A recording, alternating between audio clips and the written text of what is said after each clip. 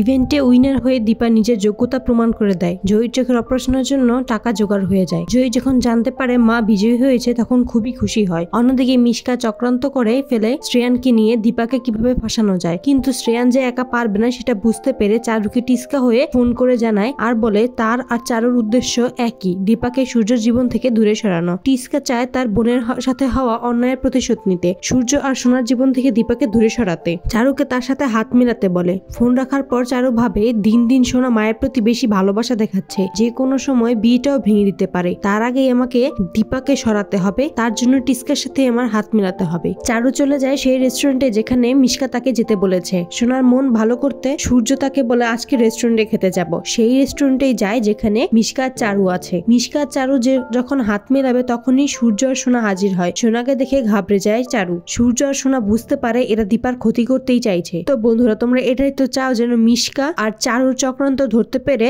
সোনা তাদেরকে উচিত শিক্ষা দেয়? কমেন্টে জানাও।